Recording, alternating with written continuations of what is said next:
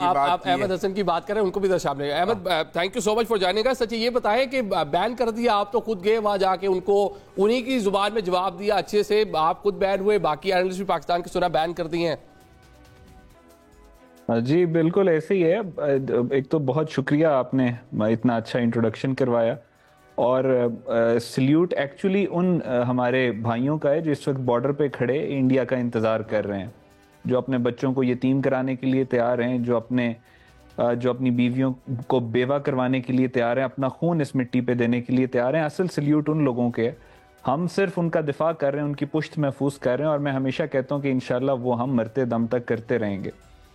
और जहाँ तक ये शो का ताल्लुक है, तो इनका इंडिया का एक फैक्ट है कि इनका जो जितना भी बयानिया है, जो जितना भी इनका नैरेटिव है या रिटोरिक है, वो यही जो अर्नाब गोस्वामी या इस तरह के नरेंद्र मोदी के जो जर्नलिस्ट हैं या प्रोपेगेंडा पैडलर्स हैं, वही लेके चलते हैं। और इनकी अपनी पिछले 10-15 साल की अपनी एक इनकी ऑडियंस है जो कि सिर्फ इनको सुनते हैं। तो इनकी ऑडियंस के इन्होंने मुझे अपने शो में तो बुला लिया, इनको तो पता नहीं था कि मेरा पॉइंट ऑफ व्यू क्या है। वो जो अर्नाब वाला शो था वो मेरी जिंदगी का पहला टेलीविजन शो था, तो उनको तो नहीं पता था कि मेरा पॉइंट ऑफ व्यू क्या है, या मैं बोलता कैसे हूं, या मैं क्या करता हूं। तो उसमें उनके लिए भी एक सरप्राइज अटैक था, और वो जो उनके लिए हुआ, तो फिर उनका जो पूरा बयानिया जो इन्होंने झूठ पे बनाया हुआ है कि अखंड भारत बहुत बड़ा है और हमारी हिंदू तहजीब, मतलब पाकिस्तान जो है सरप्राइज बहुत देते हैं। वो 27 फरवरी 2019 हमने देखा, हमने बड़ा अच्छा सरप्राइज दिया, आपको बुलाया, आपने स्क्रीन पे उनको सरप्राइज दिया, तो मतलब आपने शशदर कर दिया सरप्राइज देकर उनको। ठीक है जी, अल्हम्दुलिल्लाह। तो वो ये इस वजह से बहुत पैनिक्ड हैं कि इनका जो बयानिया और इनकी जो ऑडियंस है वो बुरी तरह से सफर कर रही है, और वो इसको अफोर्ड जाहिर नहीं कर सकते, क्योंकि उस बयानिए, उस झूठ और फरेब के अलावा इनके पास प्रैक्टिकली कुछ भी नहीं है पाकिस्तान के खिलाफ। पाकिस्तान का वजूद जो है 70 ईयर्स से, पाकिस्तान का कयाम, पाकिस्तान कुछ भी ना करे, सिर्फ अगर एग्जिस्ट भी करे तो वो भी इनको आग लगाता रहता है। तो ये उनकी प्रॉब्लम है। इस वजह से उन्होंने मुझे तो बैन किया ही किया, इन्होंने बाकी भी सारे एनालिस्ट को बैन कर दिया। और बड़ी इंपॉर्टेंट, वो जो RTE जो एक टर्किश न्यूज एजेंसी है, उसकी रिपोर्ट के मुताबिक उन्होंने बहुत इंपॉर्टेंट बात की। उन्होंने कहा कि आप इन डिफेंस एनालिस्ट और इंटरनेशनल स्कॉलर्स जो अहमद हसन अल अरबी और इस तरह के, उनको आप ना लें, आप ऑपोजिशन के पॉलिटिशियंस को लें।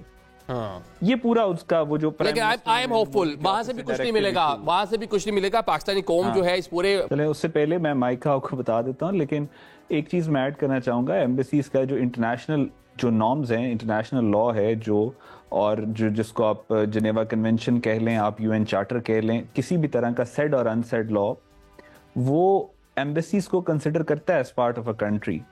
सो इस वक्त जो ये इंडियंस हैं, दे आर प्रैक्टिकली, चाहे आप इंडस वाटर ट्रीटी को देख लें, चाहे इनके बायलैटरलिज्म को देख लें, हर जगह के ऊपर वो इंटरनेशनल लॉ की धज्जियां उड़ाते आ रहे हैं। दे प्रैक्टिकली जो इस वक्त पानी के साथ भी वो कर रहे हैं, दैट इज इंटरनेशनल लॉ के मुताबिक अगर बात करें तो वो वाटर टेररिज्म कहलाता है।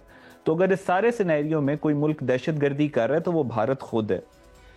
और दूसरी बात ये कि इनका ये जो पहलगाम वाला वाकया है, इसको एक कॉन्टेक्स्ट के बगैर देखना, आई थिंक बेहतर है कि हम कॉन्टेक्स्ट के साथ देखें, क्योंकि पिछले 3 साल से हम हर जगह के ऊपर जो हम रिसर्च कर रहे हैं, जो हम इंडिया को देख रहे हैं, इंडिया तकरीबन $100 बिलियन प्लस का कन्वेंशनल असला खरीद चुका है, जो दुनिया का नंबर 1 सबसे बड़ा असलहे का इंपोर्टर इंडिया है।